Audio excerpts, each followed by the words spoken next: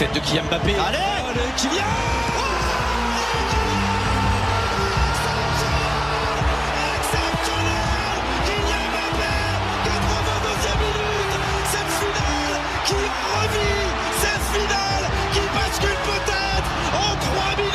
La première Marseillaise est en train d'aller chercher l'or et le record du monde. Mais la meilleure performance de tous les temps. Léon Marchand, impérial au pays du soleil levant. Léon Marchand explose le record du monde. Oh, bien joué. Allez, allez l'avion. Le doublé.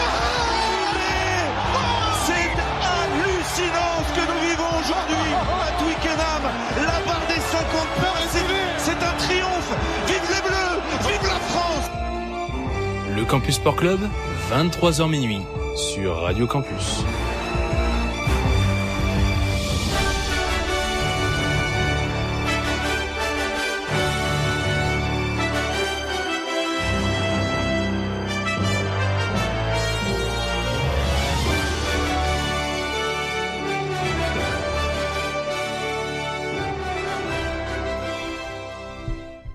Bonsoir à toutes les auditeurs et auditrices de Radio Campus Lille, j'espère que vous allez bien. Voilà, j'ai laissé étaler le générique jusqu'à son maximum pour bien m'installer. Après l'ami Yann de Chrysanthème qui était là juste avant, de 22 à 23, mais maintenant, 23h01, 40 secondes passées, il est temps de laisser place au Campus Sport Club pour une nouvelle émission en effectif très réduit. Effectif marseillais même, avec moi ce soir, la seule, l'unique, même pour le coup vraiment unique, Marine Patin. Comment tu vas? Bah ça va très bien, hein. On est un peu décimé mais ça va. Ouais, ça va, ça te dérange pas? Ouais, non, pas de souci. Hein. T'as le droit de protester. Je prends tout. Ouais, ce soir on aurait pu être 3, mais j'embrasse quand même l'ami Timéo qui aurait dû et pu nous accompagner ce soir et qui n'a pas pu malheureusement. En tout cas, j'espère qu'il va bien. Nous, on va pouvoir parler, s'étaler sur l'actualité sportive en question, toujours pendant 1 heure, avec les différentes chroniques, résultats, news immanquables. Et un petit moment, on va pouvoir parler et se poser en vue du prochain championnat d'Europe de football avec nos Bleus. Écoute, ma petite Marine, j'ai préparé ton jingle, si tu veux l'entendre, bien évidemment. Allons-y. Avec des résultats, et on va inévitablement commencer par du football juste après ceci.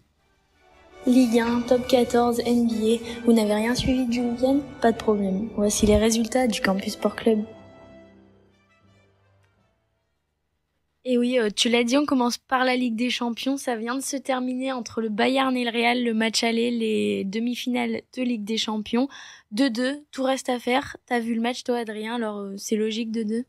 Ouais, ouais, l'avantage, c'est que quand on arrive en demi-finale, il n'y a plus qu'un match à suivre le soir. Donc, c'est sûr que tu te trompes pas de match à suivre. Ce match-là, qui était à l'Allianz Arena à Munich, ouais, c'est logique. Mine de rien, il y a eu un penalty de chaque côté, des penalties qui étaient logiques. C'était d'ailleurs monsieur Clément Turpin, l'arbitre français, au sifflet ce soir.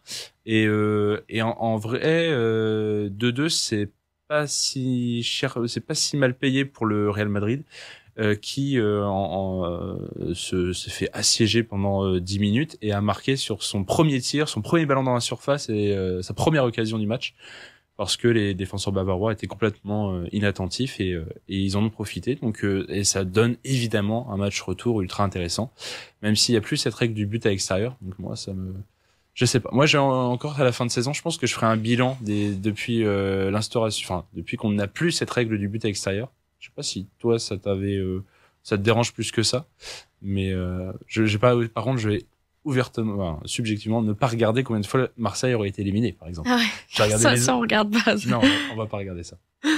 Bon bah on continue avec la Ligue des Champions en tout cas, mais féminine cette fois. Encore pas mal de choses à dire. Alors que Chelsea avait fait l'exploit d'aller gagner à Barcelone, le Barça n'a pas tremblé au retour à Stamford Bridge en s'imposant 2-0 grâce à des buts de Bonmati et Rolfo. Face à elle, allait soutenir le vainqueur de cette confrontation tant attendue entre le PSG et l'OL. Alors pour rappel, le match aller avait été assez spectaculaire puisque les Parisiennes avaient gagné 2-0 jusqu'à la 80e minute là-bas au Groupama Stadium. Et en l'espace de 6 minutes, les Lyonnaises avaient inversé la tendance. Victoire 3-2 pour elles. Et retour au Parc des Princes, elles n'ont pas laissé autant de place au suspense. Dès la 3e minute, Selma Bacha venait climatiser le Parc des Princes.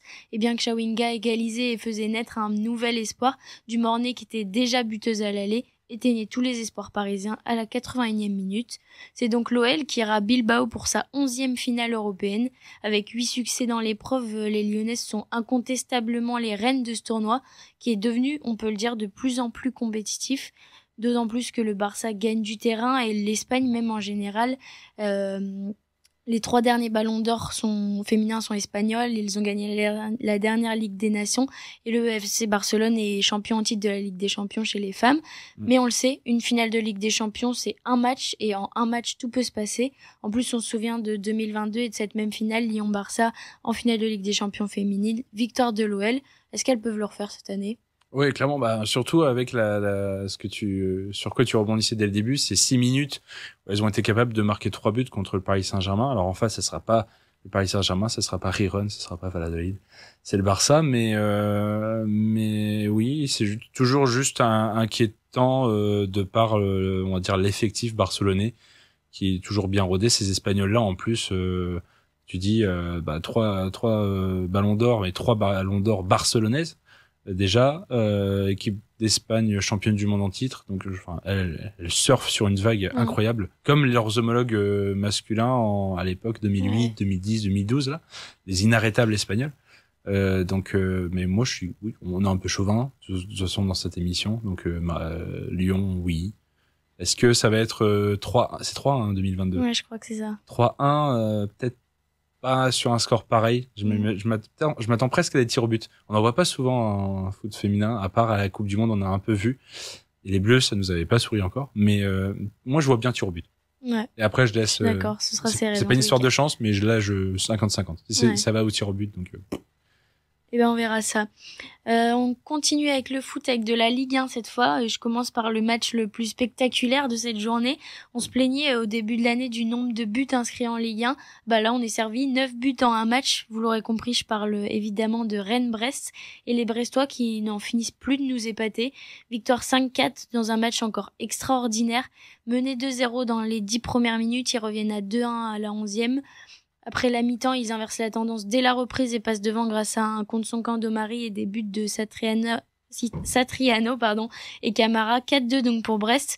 Et avant qu'ils encaissent à 2 reprises par Théâtre et Terrier, 4-4 jusqu'au bout. Et à la fin, 90e plus 6, Brassier qui vient libérer les Brestois et leur offre officiellement une place européenne. Question pour toi, Adrien, encore. Quelle Coupe d'Europe pour Brest à la fin de l'année?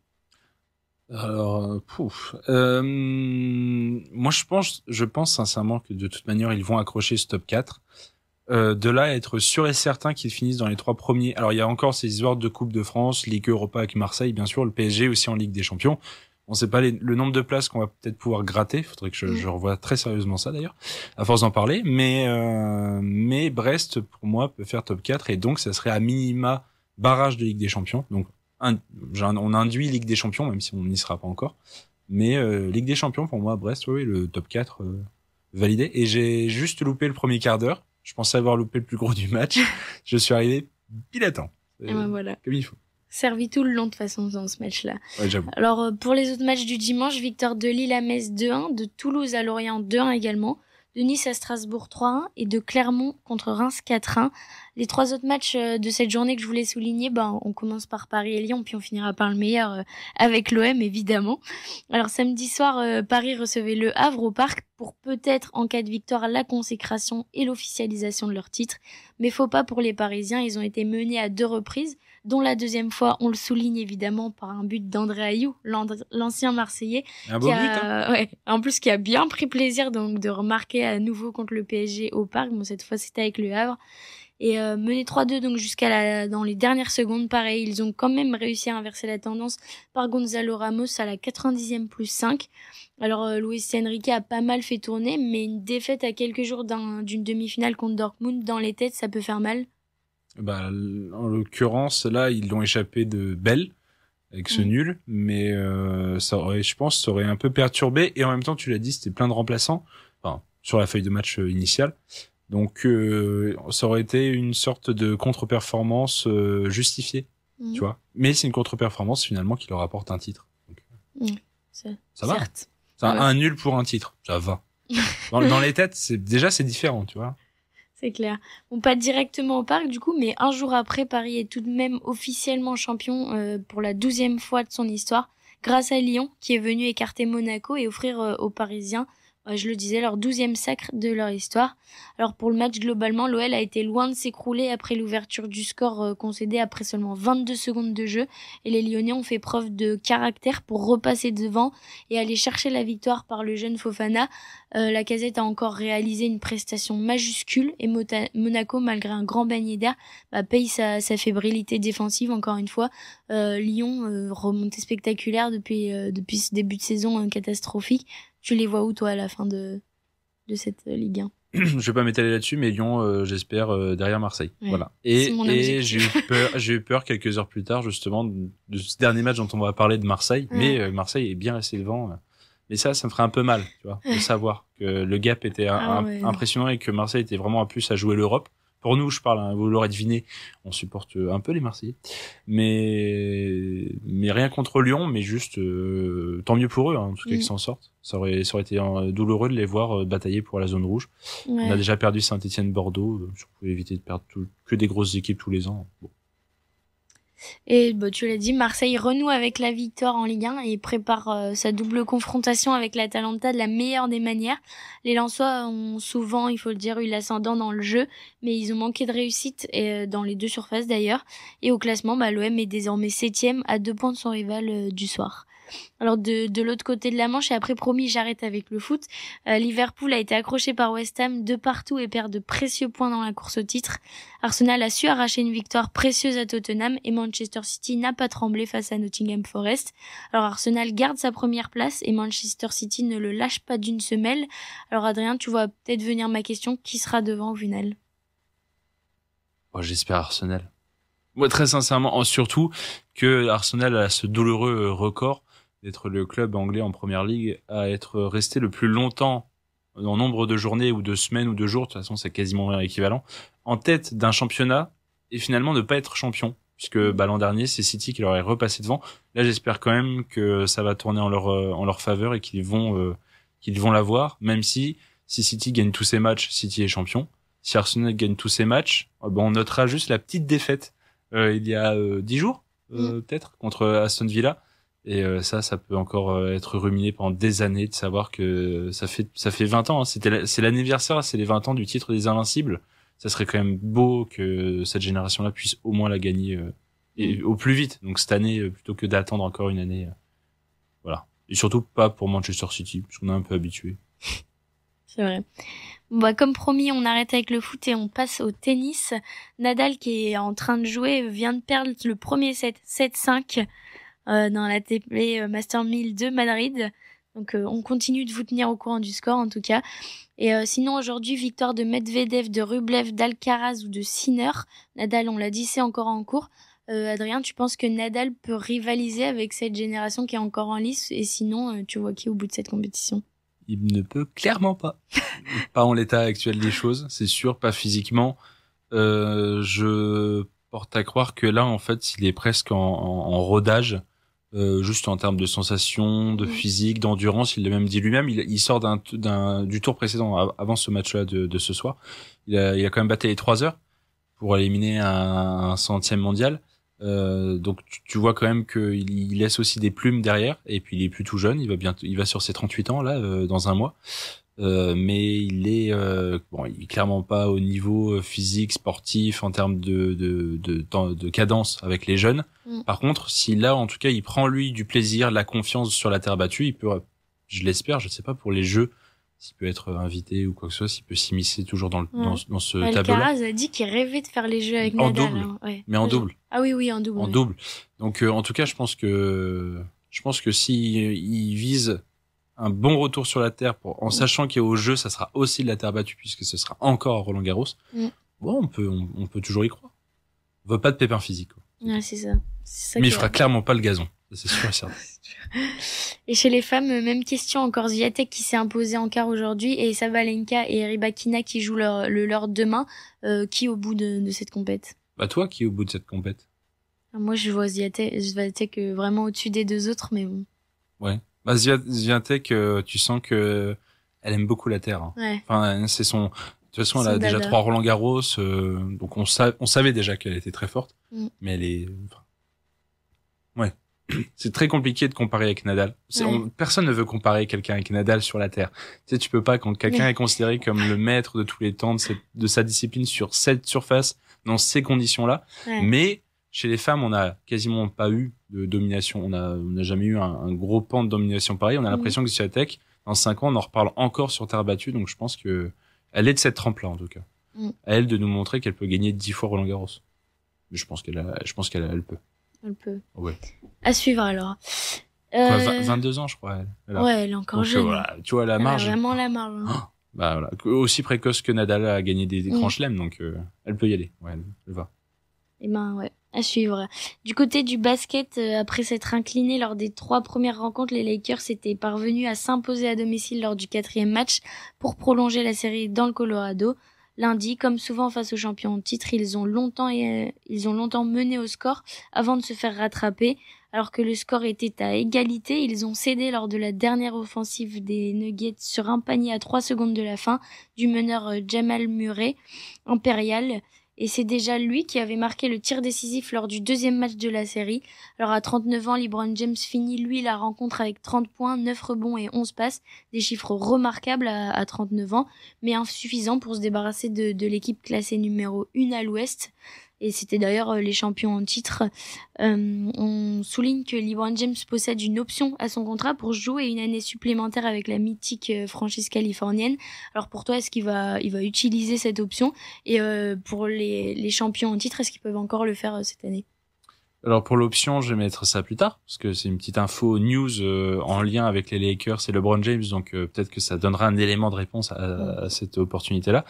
Mais en tout cas pour ce qui est des Denver Nuggets, les champions en titre, ils sont très forts, mais mine de rien, grâce à cette série face aux Lakers, ils gagnent 4-1, donc ils gagnent 4 matchs. C'est au meilleur des 7 matchs, donc il faut en gagner 4. Ils ont gagné 4 et ils en ont perdu 1, mais sur ce temps-là, la statistique était assez impressionnante. C'est que sur les 4 premiers, ils ont été menés, ils étaient derrière pendant 140 minutes de jeu cumulés, alors qu'ils n'ont été devant qu'une quarantaine de minutes, et finalement c'est eux qui s'en sortent. Donc on voit quand même qu'ils sont capables de se faire malmener contre une équipe qui était loin derrière eux au classement en saison régulière. Par contre, on voit qu'ils ont aussi le mental et que sur une fin de match, c'est eux qui sont cliniques. Et Jamal Murray, comme tu le dis là, a fait gagner 2 de ses matchs en mettant le dernier panier. Donc voilà, c'est aussi un ADN de champion. Ouais. Faut réussir à arrêter ça. C'est le plus dur. On verra ça aussi alors. Et en rugby et du côté du top 14, une 22e journée notamment marquée par l'écart réduit par Toulouse vis-à-vis du Stade Français Paris et la chute du stade Jean Dauger au bout de quasiment 2 ans. Alors le Stade Toulousain n'a pas encore dit son dernier mot, repoussé à 6 points après sa défaite à Toulon le week-end dernier. Le champion de France en titre s'est rapproché du Stade Français Paris grâce à une démonstration de force contre le Racing 92. Alors désormais à 2 points du leader, la confrontation directe du 12 mai prochain sera cruciale pour savoir qui terminera la saison régulière en haut du classement. Et je le disais aussi en accroche, il n'y a pas eu de 29e match sans défaite à Jean Dauger pour Bayonne. Face à une équipe de Bordeaux-Bègles, candidate affirmée au titre de champion de France et portée par un Maxime Lucu des grands soirs, l'Aviron n'a pu que concéder un revers logique malgré un sursaut d'orgueil au début du 2e acte. Alors le club basque, battu pour la 3e fois de rang, continue de reculer au classement et doit définitivement regarder derrière dans une course au maintien qui ira jusqu'au bout de la saison. Merci beaucoup Marine pour tous ces résultats et avec la petite touche Ovalie pour finir. Je te propose de souffler un peu. On est que 2, donc on va beaucoup parler ce soir. Donc il faut aussi qu'on souffle beaucoup.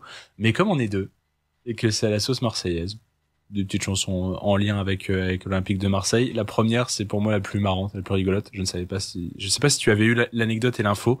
On en a déjà parlé dans de précédentes émissions, mais dans les saisons d'avant du Campus Sport Club et même avec Yann juste avant de Chrysanthème, on l'avait passé, je crois même pendant une émission en collab sport.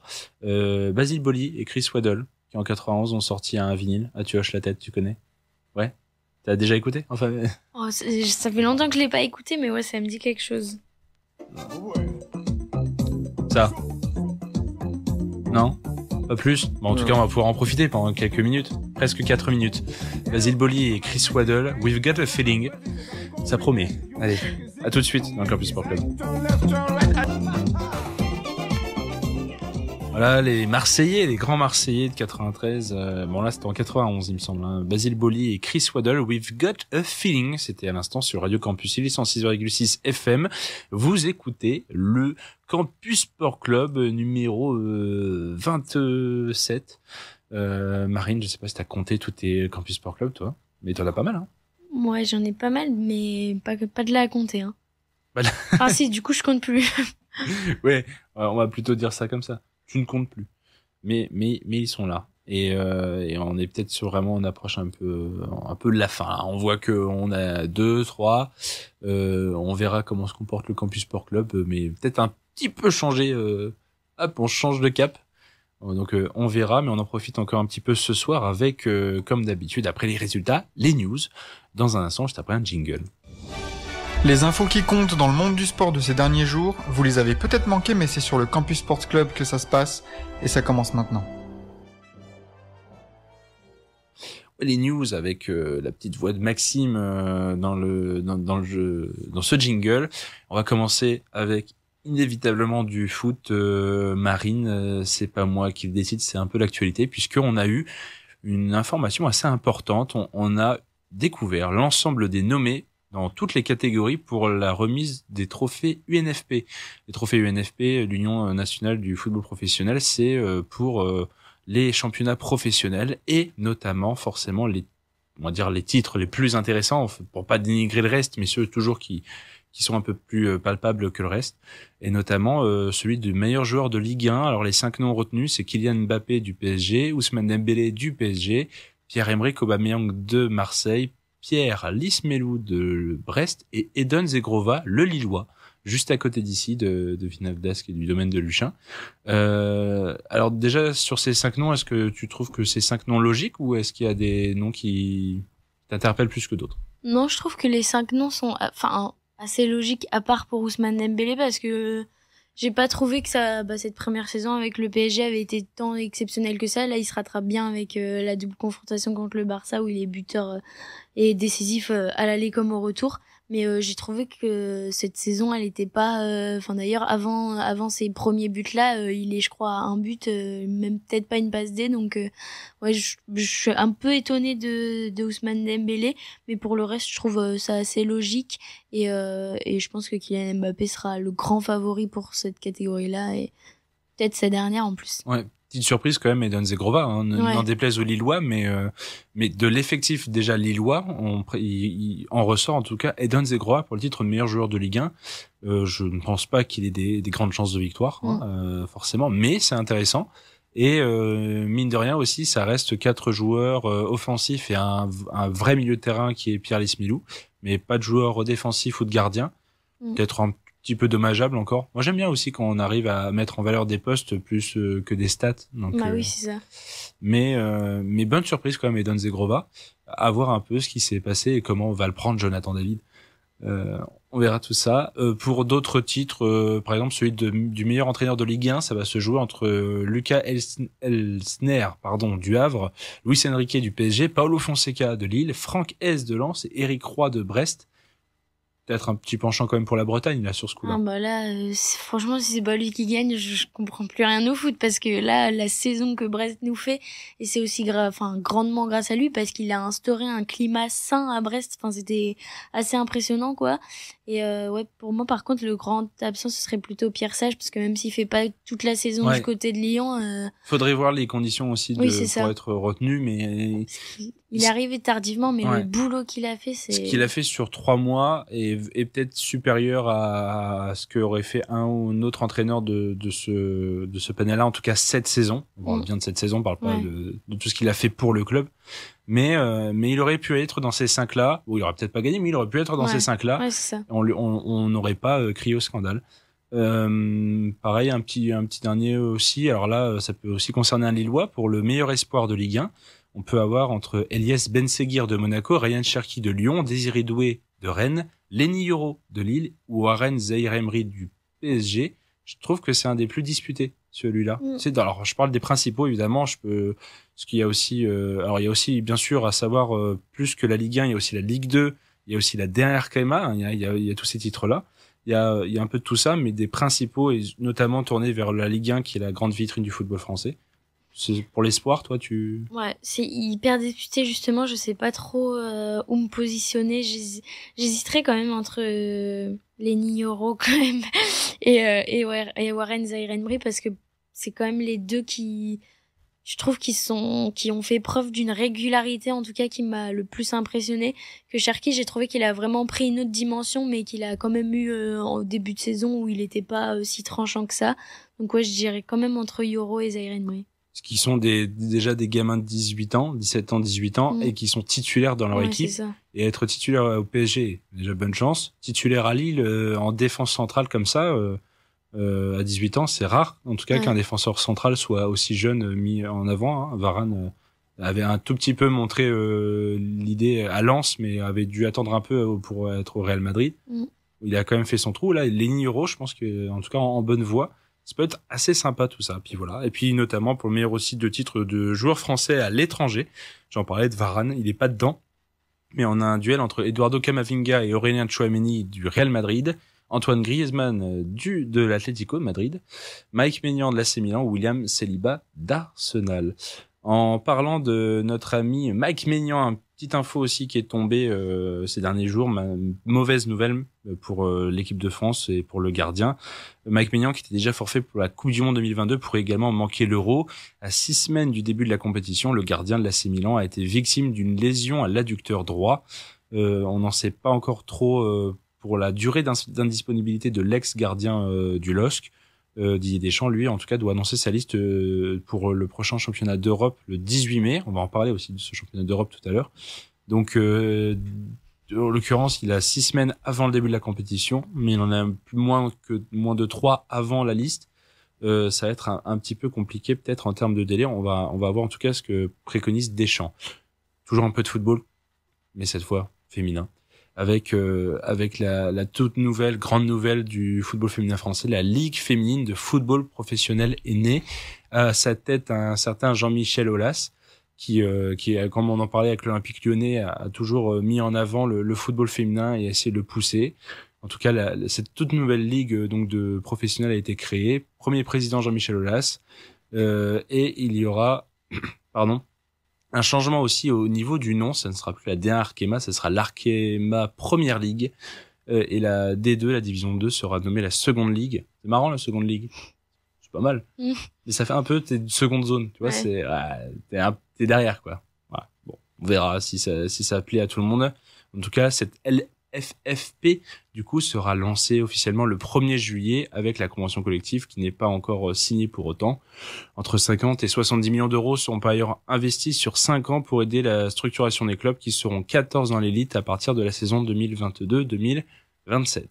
Toujours un tout petit peu de football féminin pour finir la page football avec cette fois une information sur la Coupe du Monde féminine. Pas la prochaine. Si, bien sûr, la prochaine en fait. N'importe quoi. Celle de 2027, puisque pour l'organisation de cette Coupe du Monde, les États-Unis et le Mexique ont retiré leur candidature commune.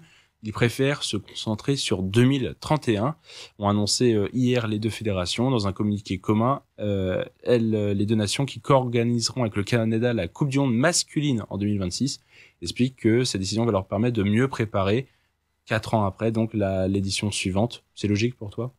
Ou c'est un peu tard quand même pour se désister pour une Coupe du Monde, on parle dans 3 ans quand même. Oui, c'est vrai, mais bon, je trouve ça assez logique puisqu'ils ont, l'argument qui est mis en avant, c'est d'être plus apte à mieux accueillir 2031. Je trouve que c'est assez raisonnable et que ça se respecte, d'autant plus qu'il y a encore la candidature du Brésil et la candidature commune de l'Allemagne, les Pays-Bas et la Belgique, il me semble. Donc je trouve que c'est plutôt raisonnable et que du coup on a d'autant plus hâte de voir leur candidature en 2031. Une petite Coupe du Monde féminine après la France en Allemagne, Belgique, Pays-Bas, je pense qu'on pourrait aussi y aller. Hein. Ouais, carrément. Et les stades se remplissent mieux. On parlait des affiches de Ligue des Champions. On avait 30 000 spectateurs de moyenne sur ces 4 matchs là, aller-retour donc. C'est pas mal. Hein. Ça peut être de mieux en mieux en tout cas. On reste dans le féminin, mais on change complètement de ballon, même de balle, puisque c'était une annonce aussi qui a un peu secoué ces derniers jours. Je vais jouer mon dernier Roland-Garros dans un mois tout pile et je prendrai ma retraite dans la foulée. Ça fait longtemps que j'y pense, mais l'annoncer officiellement, ça fait un petit quelque chose. C'est ce qu'a déclaré Alizé Cornet cette semaine, l'ancienne numéro 11 mondiale dans l'émission du Canal Sport Club. Elle est aujourd'hui à la 107e place mondiale. Elle a expliqué avoir réfléchi pendant près de 2 ans avant de prendre cette décision. Si elle n'a jamais remporté de Grand Chelem, elle n'est même jamais allée jusqu'au-delà des quarts de finale de Grand Chelem. Elle détient quand même le record du nombre de tournois majeurs disputés consécutivement, 68. Faut aller le chercher, ce record-là, parce que ça montre aussi que l'état physique était là. Et le rang mondial, bien sûr, pour s'y qualifier. Interrogée sur le souvenir le plus fort de sa carrière, Alizé Cornet a évoqué sa victoire face à la numéro 1 mondiale de l'époque, Serena Williams, au 3e tour de Wimbledon, en plus, en 2014. C'était il y a 10 ans. Donc c'est une belle année pour Alizé, qui va vers son 19e, je crois, Roland-Garros. C'est costaud quand même. Ouais. Pour quelqu'un qui est pas forcément si vieille que ça, 35 ans. C'est qu'elle a marqué son temps, mais est-ce que le fait qu'il manque quand même un tournoi on va dire de haut calibre comme Amélie Mauresmo ou Marie Pierce ont eu par le passé, est-ce que ça va un petit peu entacher dans l'avenir sa grande mais pas si grande carrière que ça, peut-être? Bah, ça va entacher parce que c'est toujours ce qu'on retient un peu malheureusement à l'image de Dimitri Payet à l'OM, une grande carrière mais pas de titre, et c'est un peu ça pour Alizé Cornet. Mais après je pense qu'elle aura quand même marqué son temps et que elle a dit clairement qu'elle avait un moins donné en termes d'envie, et je pense que pour un sportif c'est la limite où il faut s'arrêter. Si on n'a plus l'envie, ça sert à rien de se forcer à continuer, et elle aurait pas gagné un titre en ayant moins d'envie que ce qu'elle a montré durant toute sa carrière.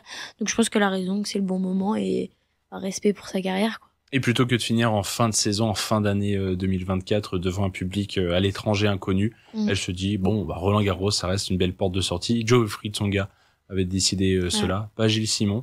Mais si on a un Français à la fois, déjà, c'est bien aussi. Et elle, peut-être qu'elle a aussi le bon créneau, plutôt que de se jeter là où tout le monde va et peut-être prendre sa retraite à Roland-Garros ou en fin d'année. Toujours un petit mot aussi de tennis féminin, éliminé par la Grande-Bretagne, rappelez-vous. C'était Toportel il y a quelques jours de cela. L'équipe de France féminine en Billie Jean King Cup de Julien Benedetto affrontera donc la Colombie en novembre pour jouer son match de barrage et ainsi tenter de se maintenir dans le groupe mondial de l'édition 2025. La rencontre devrait se jouer sur terre battue. Les playoffs se joueront les 15-16 ou 16-17 novembre prochains et permettront aux 8 équipes vainqueurs d'intégrer la phase de qualification de la Billie Jean King Cup 2025. Donc les Françaises qui ne pourront pas pas jouer la victoire en tout cas cette année.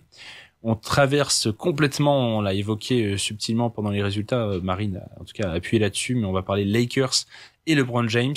La tête est déjà la saison prochaine pour les dirigeants des Los Angeles Lakers.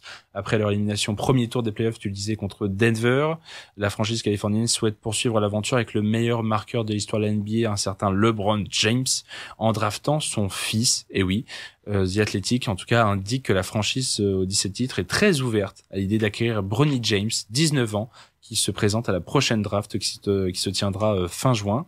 Lui, LeBron James, il fêtera quand même ses 40 ans en décembre, mais il n'a jamais caché son souhait de revêtir le même maillot que son fils avant la fin de sa carrière. Il a un peu calculé sur le coup. En tout cas, son fils, joueur de l'université de Californie du Sud, a inscrit son nom à la draft, tout en gardant la possibilité de continuer son développement en NCAA, c'est la division universitaire. Selon The Athletic, enfin, le numéro 23 sera très attentif aux décisions de sa direction pour construire une équipe autour de lui et d'Anthony Davis. Le média américain rapporte que plusieurs sources internes confirment que les Lakers souhaiteraient négocier un nouveau contrat dont une potentielle extension maximum de 164 millions de dollars sur 3 ans, garantissant ainsi un contrat à James jusqu'à ses 42 ans. Du coup, Marine, demi-réponse à tout à l'heure. Pour toi, est-ce qu'ils vont vraiment miser à fond sur le fils James ? Vu comment tu me l'annonces, ouais, ça a l'air d'être un beau projet, ça donne envie, et du coup, j'espère que LeBron James activera cette année complémentaire pour jouer aux côtés de son fils. Ce serait beau à voir, en tout cas. Peut-être même pousser jusqu'à ses 42 ans, avec 3 ans de contrat, là. Bon, après, il prend l'argent qu'il va avec, mais c'est pas mal. Et on finit avec une dernière petite info pour ces news, avec bien sûr de l'olympisme. On approche à grands pas, on est à moins de 90 jours maintenant des Jeux Olympiques de Paris 2024. Et on termine donc avec cette info, en tout cas autour de la Flamme, qui est bien partie de Grèce à bord du Belém, le bateau, avant d'arriver à Marseille. Eh bien, lors de son arrivée à Marseille, on se demandait depuis quelque temps qui serait le premier porteur de la Flamme. Eh bien, il s'agira de Florent Manodou. Sa grande sœur était, elle, la première Française à avoir porté la Flamme en Grèce il y a quelques jours de cela. Lui sera donc le premier porteur en France. C'est assez beau, c'est assez symbolique. On avait beaucoup parlé aussi de Zinedine Zidane, l'icône de la ville, comme premier porteur. Donc forcément, Marine, ça tombe bien ce soir. On parle entre Marseillais. Ça te satisfait quand même, surtout que Marseille aussi, réputé pour les sports de natation, de nage. Florent Manodou, c'est pas idiot non plus. Et le symbole est assez marquant quand même. C'est un champion olympique et sa sœur l'a porté juste avant. Ah bah oui, c'est ça, un Manodou à l'arrivée, un Manodou au départ. Je trouve ça vraiment pas mal. C'est un beau geste et comme tu le disais, enfin, pour moi, c'est entièrement mérité, quoi. Florent Manodou, c'est vraiment un athlète qui nous a marqué dans la natation. Il est champion olympique, double médaille d'argent, donc vraiment, sportivement complètement mérité. Et en plus, je crois qu'il s'entraîne au cercle des nageurs de Marseille, donc vraiment. Il est chez lui. Voilà. Donc ça compte. Lui, c'est beau. Pas grave, c'est pas Zidane, mais c'est ça. C'est bien. C'est bien quand même. Et sachant qu'il y aura encore aussi ce débat en toile de fond des porte-drapeaux pour la France, peut-être que mine de rien de lui donner cette petite récompense de pouvoir porter la Flamme dès le premier, c'est peut-être aussi un peu l'écarter de la liste des favoris en disant bah non, toi t'as déjà eu ton moment. On va voir aussi un peu tout ça. On verra, et sachant qu'on parle aussi de qui sera l'ultime relayeur de la Flamme le soir même, le jour J. Ça parlait pas mal de Marie-Jo Pérec, ou accompagné aussi avec des athlètes à la fois valides et non valides, pour aussi en guise pour évoquer un petit peu les Jeux paralympiques qui suivront derrière. Pourquoi pas ? Pourquoi pas ? Voilà. Mais bon, pour le porte-drapeau, je pense que Manodou, peut-être pas cette année. Bref, allez, petit moment de pause, il est 23h40, il reste une bonne vingtaine de minutes. Je vais pouvoir lancer la deuxième musique du soir avant d'attaquer le petit moment parlotte, encore débat qu'on aura, qui sera sur le championnat d'Europe de football 2024 en Allemagne. Et puis les immanquables pour finir. Tu l'avais deviné pendant la musique, je t'avais fait deviner. Mais en bon Marseillais, évidemment. Jump de Van Halen. La musique d'entrée des stars au stade Vélodrome, c'est tout de suite sur Radio Campus Lille 106,6 FM. Et le Campus Sport Club revient juste après. Bon, on va quand même arrêter parce que le jump, c'est bon, quoi. C'est bon, les joueurs, ils sont rentrés, ils sont prêts, ils sont en train de s'échauffer. C'est bon, on va pouvoir arrêter. Place au match. Merci beaucoup, Monsieur Van Halen. On est de retour pour le Campus Sport Club avec toujours Marine avec moi. Comment tu vas ? Toujours bien. T'as vu, j'essaie de redonner de l'énergie quand on est que deux. Ça, parce que là, forcément, si je m'essouffle, ça devient tout de suite plus compliqué. Je te laisse les rênes après, je m'en vais. Oh, allez. Ouais, tu finiras, tu sais finir. Oui. Bah oui. De toute façon, il n'y a pas de problème. On va pouvoir attaquer la suite de ce Campus Sport Club, donc ce 27e. Je rappelle quand même aux auditeurs et auditrices de Radio Campus Lille que cette émission sera disponible dès minuit 1 sur campuslille.com, d'où vous nous écoutez peut-être en ce moment même. Dans les programmes, ça sera disponible donc à minuit 1 et puis aussi sur YouTube, Spotify, Deezer. Une fois que j'aurai récupéré tout ça et que j'aurai mis en ligne, voilà, pour le plaisir de ceux qui se seraient couchés avant, qui auraient loupé l'occasion, qui seraient devant Nadal. Peut-être que tu as des infos sur Nadal ? Je regarde ça tout de suite. Tu regardes ça tout de suite. Pendant que j'introduis du coup la suite de cette émission avec un petit moment parlotte, petit moment pronostic, je sors ma feuille avec... On va parler du championnat d'Europe 2024 et on va parler sérieusement. On va s'imaginer comme des pronos foireux, comme on a souvent appelé dans le Campus Sport Club, parce qu'on est très très nul sur Betclic ou Winamax. Prochain championnat d'Europe 2024, on va essayer de voir qui a ses chances, qui pourrait l'emporter. Et comme on a maintenant connaissance parfaite de tous les groupes et d'à peu près ce que ça pourrait donner, on va pouvoir avancer là-dessus. Marine, mais peut-être un mot Nadal ? Un petit mot Nadal, du coup, il est en train de perdre 3-2 dans le deuxième set, alors qu'il avait perdu le premier set 7-5. Donc en mauvaise voie pour Nadal à Madrid. Je vais plus faire appel à tes infos Nadal, tu donnes des mauvaises Désolée. infos. Mais non, mais je l'aime bien mon petit Nadal. Allez, Marine, il est temps de se projeter, pronostiquer. T'es chaud ou pas ? Allez. Toi déjà, est-ce que t'as un favori, hein, genre pour toi l'ultra favori de ce championnat d'Europe 2024 ? Pour moi, il y a 3 ultra favoris où c'est assez difficile. Ouais, voilà, donc t'en as pas un déjà. Moi, mon pronostic c'est l'Angleterre quand même. Au-dessus de tout le monde, c'est l'Angleterre. Ouais. Ouais. Au vu des joueurs là, de la génération, on l'a vu aussi à la Coupe du Monde 2022, on passe pas loin de l'élimination, mais derrière cette génération-là, ouais. Ah ouais, puis la finale du dernier Euro, ils ont été tout proches, quoi. Ouais, Perdre au tir au but au final, le dernier. Ouais, là c'est bon, ils sont installés, mais j'ai encore enfin, je suis un peu chauvin aussi forcément, mais j'ai encore la douce image d'une grande nation anglaise, comme on a eu aussi au milieu des années 2000, mais qui arrivera pas à gagner encore cette année, qui va peut-être laisser passer sa chance. Peut-être qu'ils vont faire une Belgique, tu vois. Ouais, c'est possible. La Belgique aurait pu. Voilà, en tout cas, ok, pour toi, c'est l'Angleterre. Moi, tu vois, je suis ultra partagé. Il y a quatre nations, donc je vais même pas avancer. On va plutôt faire le tableau. On va remplir les cases et on va voir ensemble ce que ça donne. Pour commencer, on va d'abord penser alors c'est que l'Euro est très compliqué pour une chose, c'est que les deux premiers, on rappelle, il y a 6 groupes de 4 équipes. Les 2 premiers de chaque groupe se qualifient pour les 8e de finale. Ce qui nous fait 12 équipes. Donc il en manque 4. Donc on va devoir aller chercher les 4 meilleurs 3e. Ça va être le plus compliqué à essayer d'échafauder. D'accord ? On va d'abord remplir les cases là où c'est facile à lire. Après, pour les meilleurs 3e, il faudra regarder les barèmes, les trucs de qui fait quoi. Et selon le groupe duquel ils sont issus, ils vont pas... Voilà. Bon, t'as compris ? Ouais. Hein ? Compliqué, hein ? Je prends les groupes aussi de mon groupe. T'inquiète, je te les énumère en tout cas s'il y a besoin. Allez, groupe A, évidemment. Groupe A, c'est toujours celui du pays qui accueille. Cette année, ça sera l'Allemagne. Et l'Allemagne, elle aura affaire à l'Écosse, la Hongrie et la Suisse. Déjà, est-ce que tu vois l'Allemagne finir en tête de son groupe ? Ouais, pour moi, l'Allemagne, c'est favori sur les poules parce que vraiment une belle génération et pas un groupe trop compliqué à gérer. Donc, Allemagne numéro 1, sans aucun doute pour moi. Je suis d'accord. Je suis amplement d'accord. Par contre, qui pour suivre l'Allemagne et se qualifie directement en 8e de finale entre l'Écosse, la Hongrie et la Suisse ? Joker. Joker. Moi, je pense que l'Écosse peut faire la surprise. Ouais. Ouais, je te suis. Ouais, si tu me suis timidement, tu me dis oui, hein. Oui. Oui, bon, en tout cas, voilà. Bon, c'est vrai que derrière l'Allemagne, on sait pas trop, ça se dispute un petit peu. Allez, partons pourquoi pas sur l'Écosse. Dans le groupe B, pour enchaîner, on a l'Espagne, la Croatie, l'Italie et l'Albanie. On parle un peu de ce groupe-là comme le groupe de la mort. Espagne, Croatie, Italie, Albanie. Alors, sans savoir peut-être qui va être... d'ici, il faut quand même décider. Qui pourrait être premier, de ce groupe ?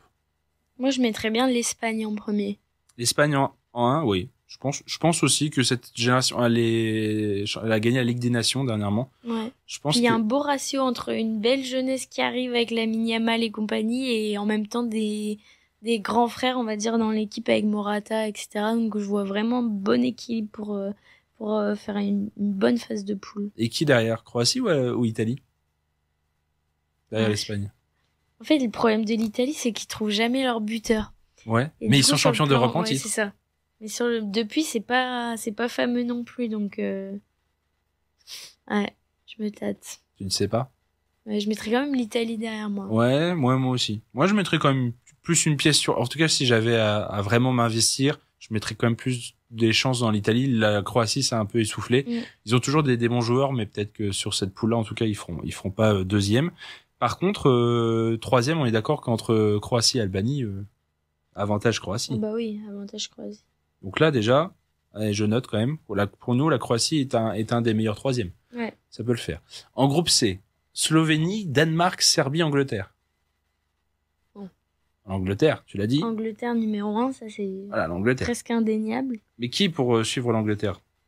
Deuxième en tout cas. Je me tâte entre Serbie et Danemark. La Serbie a quand même fait une bonne phase d'éliminatoire, mais le Danemark est aussi une équipe qui nous étonne toujours. Oui, c'est ça. Et quand il s'agit des compétitions Euro ou Coupe du Monde, les Danois, ils sont forts. Ouais. Ils sont souvent bien, des beaux parcours. Donc, peut-être que si ça se joue sur le match Danemark-Serbie, peut-être plus une pièce Danemark. Ouais. Hein ? Je suis d'accord. Allez, c'est génial, c'est trop bien. Elle est d'accord avec tout. Mais alors, est-ce que dans le lot entre Slovénie et Serbie, il y a un meilleur troisième qui peut se détacher ? Il y a peut-être la Serbie en meilleur troisième, ouais. Ok, bon, je note et puis on débattra tout à l'heure. Groupe Groupe D. Celui de la France, avec la Pologne, les Pays-Bas et l'Autriche. Bon, nos Français, on les met quand même devant. Bah oui. Allez, déjà, vas-y. Je te laisse choisir du coup ton avis, donner ton avis en tout cas, qui qui pour suivre la France directement en huitième de finale. Ouais, bah moi je vois bien c'est un peu le choix facile, mais je vois bien les Pays-Bas plutôt derrière la France. En tout cas, je vois pas la Pologne, puisque déjà c'est assez miraculeux qu'ils soient là, qu'ils soient là. Ils sont dû passer, oui. Donc ouais, je mettrais quand même plutôt avantage Pays-Bas par rapport à l'Autriche. Et ok. Et en troisième de ce groupe-là, alors plutôt entre Pologne et Autriche, tu imaginerais qui? Plutôt Autriche, moi. Plutôt Autriche. Allez, je note de côté. On tranchera après. On n'a pas dit aussi pour le groupe A entre Hongrie et Suisse qui pourrait finir troisième. Hongrie-Suisse. Plutôt Hongrie, je dirais. Allez, Hongrie. Je note. Vas-y. Groupe E. Ah, Belgique, Slovaquie, Roumanie, Ukraine. Alors là, c'est vraiment la Belgique et des nations de l'Est. Hein. Ouais. Belgique, Slovaquie, Roumanie, Ukraine. Sur le papier, a priori, les Belges ont encore les meilleurs arguments pour finir premier. Mais qui poursuivre ensuite les Belges? Slovaquie, Roumanie, Ukraine. Je sais pas du tout. On parle un peu de cette équipe d'Ukraine qui a du mal avec le conflit ou autre, mais elle est là. Hein. Ouais. Et je pense qu'elle peut... Et justement, j'ai entendu que c'était vraiment aussi un moyen de montrer que le pays, oui. Enfin, que l'Ukraine ne rend pas les armes, quoi. Ouais. C'est vraiment un beau message. Par le sport. Ouais. Exactement. On pourrait mettre l'Ukraine deuxième? On peut. Allez. Pour Lounine, en plus. Pour gardien. Très très bon gardien, pour ceux qui n'ont pas, Andrei Loulin, qui était le gardien ce soir du Real Madrid et qui l'est depuis quelques semaines. Ok, et un troisième entre Roumanie et Slovaquie, si on devait choisir? Je saurais pas dire. Je te laisse. Eh ben, on sait pas. Groupe F, le dernier, entre la Turquie, la Géorgie, le Portugal et la République tchèque. Très mitigé celui-là aussi. Ouais, ça va être... Bon, on pourrait imaginer le Portugal devant. Ouais, parce qu'il est vraiment aussi dans les gros favoris de cet Euro. Même si on n'est jamais à l'abri des surprises, bien sûr, quand on parle de ses favoris, entre guillemets. Ouais. Et le Portugal est là. Allez, Portugal, on le met. Du coup, qui poursuivre le Portugal? Je mettrais quand même plus la République tchèque parce que ils font beaucoup des honorables parcours en Coupe d'Europe aussi. Au dernier, ils avaient été en quart, je crois, ils étaient en quart et ils avaient éliminé les Pays-Bas en huitième. Donc je mettrais bien la République tchèque deuxième et donc, Turquie dans les meilleurs troisièmes. Ouais, peut-être Turquie en tout cas troisième. Maintenant, si on devait choisir parmi les meilleurs troisièmes, si on devait en sortir 4, on a noté Croatie, Serbie, Autriche, Hongrie, Turquie. La Croatie, je pense. Ouais. Déjà de 1. Ok. La Turquie, moi, je mettrais bien parce qu'ils ont quand même une belle génération qui arrive. La Turquie, donc ok. Qui d'autre? Serbie, on va plutôt s'imaginer celui qui se ferait manger dans son groupe en fait. La Serbie est avec la Slovénie, le Danemark et l'Angleterre. L'Autriche est avec la Pologne, les Pays-Bas et la France. Et la Hongrie est avec l'Allemagne, l'Écosse et la Suisse. Bon, j'ai plus l'impression que c'est l'Autriche qui va morfler. Hein. Qui va pas avoir beaucoup de points en tout cas à défendre. Donc on enlève l'Autriche. Donc on enlèverait l'Autriche, donc on garderait Serbie et Hongrie. Ok.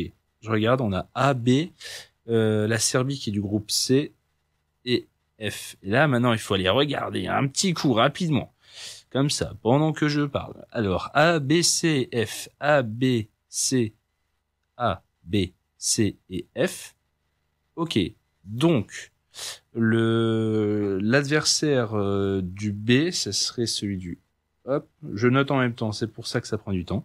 Si t'as des anecdotes à sortir, Marine, n'hésite pas pendant que je cherche les infos. Celui du F, ce serait le C. Ok, intéressant. On a déjà des sacrés huitièmes de finale du coup. En C, je regarde, ce serait celui du F. Ok. Toc, toc, toc, toc. Et donc le dernier qui nous manque, du coup, si je dis pas de bêtises, c'est le B. 1B, 3, 1. Tac, tac, tac, tac, tac. Et donc c'est celui du B. J'ai tout bien fait.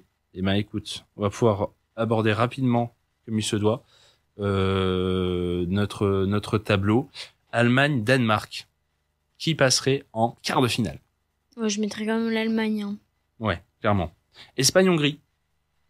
Espagne. Ouais, l'Espagnol quand même. On va quand même se retrouver avec des nations favorites à un moment donné. C'est quand même l'Euro. Pays-Bas-Ukraine. Ah, là, c'est plus disputé, là. Viens, on tente une surprise. Allez, on fait passer l'Ukraine. On fait passer l'Ukraine? Ouais. On est un petit élan de solidarité qui va peut-être s'arrêter tout de suite, hein, mais Portugal-Serbie. Portugal. Portugal quand même? Bah ouais. Ouais, les Portugal. Là, moins de surprises quand même.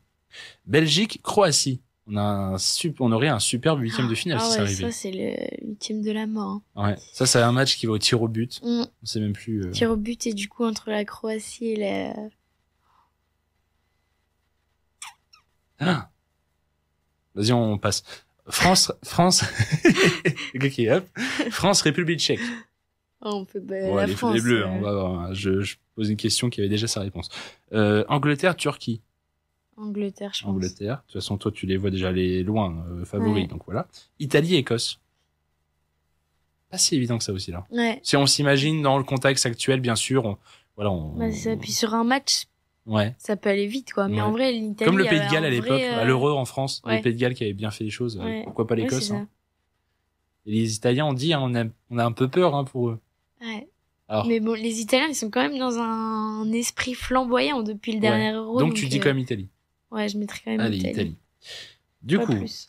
quart de finale, dorénavant, Allemagne-Espagne.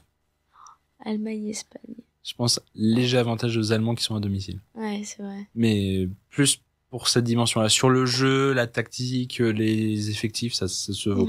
Pareil, moi je les vois au tir au but ce match. Ouais, ça peut clairement aller en 120 minutes, c'est sûr. Ukraine-Portugal. Bah, je fais quand même passer le Portugal. Hein. Ouais. Désolée à nos amis ukrainiens, mais... Peut-être qu'un exploit, mais pas deux. Ouais, voilà. On n'avait pas répondu Belgique-Croatie.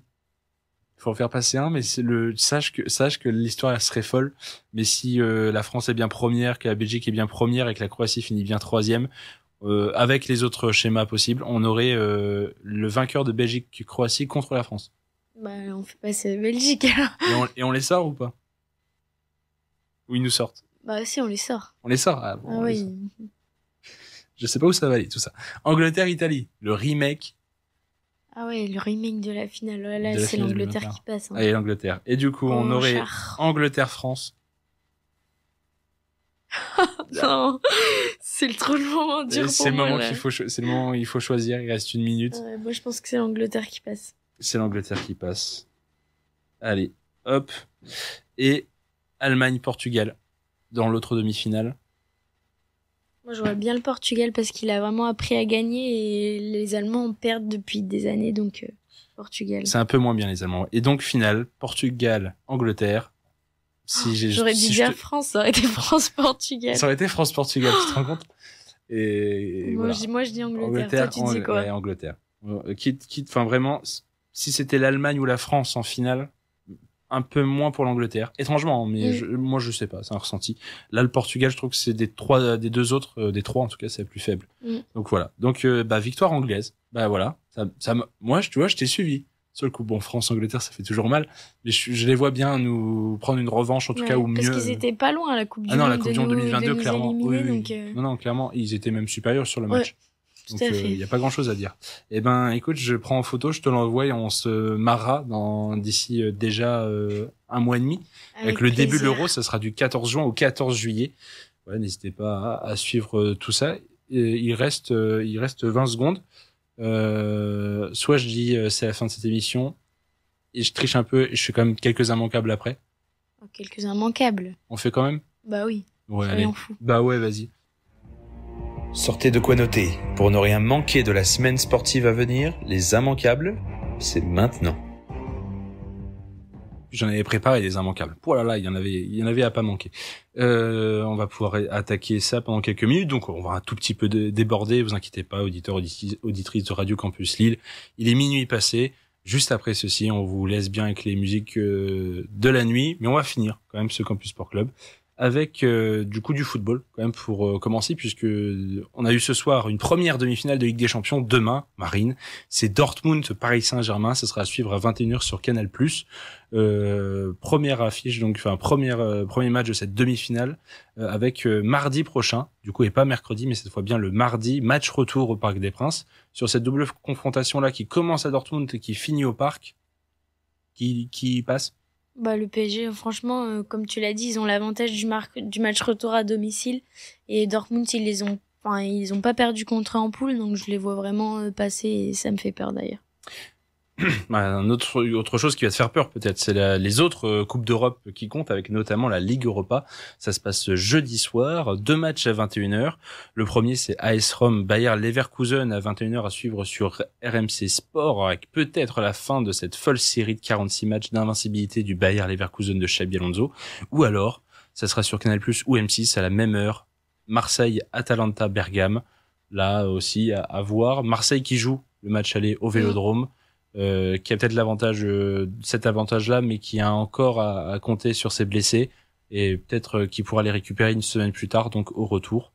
Et dans l'autre Coupe d'Europe, toujours jeudi soir, la Ligue Europa Conférence, le bourreau du LOSC, l'Aston Villa, qui affronte l'Olympiakos à 21h, ça se passe aussi sur les chaînes du groupe RMC Sport, et la Fiorentina affronte nos voisins belges du Club Bruges à 21h sur RMC Sport. Un peu de Ligue 1 aussi ce week-end, avec vendredi. D'abord, 2 affiches. Cadre exceptionnel, puisque, sachez-le, ce dimanche, on sera le 5 mai, et ce sera le 5 mai, c'est la date de la commémoration de la terrible tragédie de Furiani, avec cette tribune qui s'était effondrée en 92, et depuis quelques années a été instauré le fait qu'aucun match de football professionnel ne pourra être joué un dimanche 5 mai. C'est tombé cette année sur un dimanche, donc il n'y aura pas de match de Ligue 1 proposé ce jour-là. Par contre, du coup, les autres matchs ont été plus ou moins décalés avant-après. Vendredi, Toulouse-Montpellier à 19h, et 21h, ça sera Lens-Lorient au Stade Bollaert à suivre sur Prime Video. Samedi, il y aura 4 affiches, Le Havre-Strasbourg à 15h, Monaco-Clermont à 17h et Metz-Rennes à 19h à suivre toutes 3 sur Prime Video. Et le soir, Brest recevra Nantes à 21h, ça se passera sur Canal+. Il manque donc 3 matchs. Eh ben, il n'y en aura qu'un seul des 3 qui sera joué ce week-end. Il sera même lundi soir au Stade Pierre-Mauroy, ce sera Lille-Lyon, qui aura lieu donc à 21h sur Prime Video, et donc ce lundi soir. Donc ça a un peu énervé les supporters, mais on respecte quand même cette histoire de commémoration. Et les matchs Nice-PSG et Reims-Marseille ont été décalés au 15 mai pour laisser nos 2 candidats européens tranquilles pendant ce week-end. Un mot aussi pour finir, le foot, avec la finale de la Coupe de France féminine. Ça se passera samedi donc. PSG féminin qui affrontera Fleury à 15h. Ça sera au Stade de la Mosson à Montpellier. Ça sera diffusé sur beIN Sport et France 4. Ça sera la première finale de l'histoire pour Fleury. Et PSG, lui, est 3 fois vainqueur de la compétition. Et j'imagine Marine ultra favori. Oh bah oui, pour moi, il y aura pas de suspense, pas de place au doute. Fleury a pas les armes, à mon avis, pour rivaliser avec une équipe comme le PSG. Allez, on arrête avec le football. On va passer, on t'en parlait un tout petit peu, en NBA. Il y a plus de LeBron James dans l'équation, mais il y a encore des 8e de finale, donc le premier tour des playoffs qui se joue cette nuit. Notamment, là, il est minuit 4, donc dans 56 minutes, vous pourrez voir le début du match entre les Knicks et les 76ers de Philadelphie. Match 5, peut-être celui de la fin, puisque si les Knicks l'emportent, ils gagnent la série. Ça sera à suivre sur beIN Sport 1. Et dans la foulée, même à partir de 2h du mat, en même temps, presque, sur beIN Sport 2, il y aura le match 5 aussi entre les Cleveland Cavaliers et Orlando Magic, mais là, la série étant à 2 partout, ce match ne sera pas le dernier. Et enfin, plus tard cette nuit à 3h30, ceux qui sont les plus assidus pourront peut-être suivre d'un œil le match 5 entre les Milwaukee Bucks et les Indiana Pacers. Et là aussi, si les Pacers l'emportent à Milwaukee, c'est la fin de la série et ils passent en quart de finale. Encore un peu de basket avec encore des quarts de finale, et là il va y en avoir partout des quarts de finale dans tous les sports. Quart de finale d'Euroleague masculine, ça sera demain en tout cas pour Monaco, qui en match 3 de sa série contre le Fenerbahçe joue en Turquie. Match à suivre à 19h45 sur l'application Squeak. Et le match 4 donc, puisque la série étant à 1 partout, on est sûr d'aller encore à un match 4. Se jouera encore en Turquie à 19h45, ce sera par contre vendredi. Et on aura aussi cette semaine des demi-finales de play-off, mais en Ligue féminine de basket, avec notre équipe villeneuvoise de l'USBVA encore en lice. Jeudi, elles iront jouer à Montpellier à 20h50 pour le match aller, et un peu plus tôt à 19h, il y aura l'autre demi-finale entre Tarbes et Basketland. Et les retours se joueront ce dimanche. Basketland donc recevra Tarbes à 14h30, et dimanche, Villeneuve au Palacium, juste à côté d'ici, recevra donc Montpellier pour le match retour à 16h15. Ensuite, on va pouvoir passer à la handball, quart de finale de handball de Ligue des Champions, les quarts de finale retour, avec 2 Français encore en lice, un en bonne posture, l'autre en très mauvaise posture, puisque jeudi, Kiel reçoit Montpellier qui les a battus 39-30 à l'aller. Ça sera à suivre à 18h45 sur Eurosport 2 et dans la foulée à 20h45 sur la même chaîne. C'est Barcelone qui reçoit cette fois le Paris Saint-Germain, mais Barcelone qui avait gagné de 8 buts là-bas à Pierre de Coubertin à Paris. Donc PSG a moins d'un exploit et d'une remontada comme on les connaissait bien, là pourrait se faire quand même sortir par Barcelone au stade des quarts de finale. Et un petit mot enfin aussi pour finir avec la Formule 1, avec le Grand Prix de Miami ce week-end. Ce soir, je dis n'importe quoi, tu vois, j'ai envie d'aller vite, je dis n'importe quoi. Samedi, il y aura la course sprint à 18h et les qualifications pour le Grand Prix du dimanche à suivre à 22h sur les chaînes Canal. Et donc dimanche soir, 22h, Grand Prix de Miami à suivre à 22h sur Canal+. Je sais pas si tu seras réveillé pour ça. Non. Tu assures? Je pense pas. Du tout. Et je finis quand même avec un petit mot en même temps que lancer la petite outro de fond, avec quand même le début du Giro d'Italie, le Tour d'Italie quand même qui débutera donc cette semaine, la 107e édition. Ça sera à partir de samedi avec la première étape et une arrivée à Turin, et puis on aura donc les étapes ainsi de suite tous les jours jusqu'à mardi prochain. Nadal vient de s'incliner 7-5-6-4. Désolé, je finis sur une mauvaise note, mais bah écoute, c'est le destin. Voilà. Merci Marine. À deux, on aura on aura même dépassé, on aura triché. Mais il est temps de rendre l'antenne quand même. Merci à toi. Merci à toi. Avec plaisir, toujours. Il renvoie l'appareil comme ça. Merci à toi. Merci à toi. Nous, on essaie de se retrouver au plus vite. On verra, à moins qu'on soit encore décimé d'ici là, je l'espère pas. Mais le Campus Sport Club survivra. Voilà. Et d'ici là, moi, je vous souhaite une bonne nuit à tous sur Radio Campus 106,6 FM. Je vous laisse avec les musiques de la nuit. Il est minuit 8. Et d'ici là, sportez-vous bien. Bye bye tout le monde.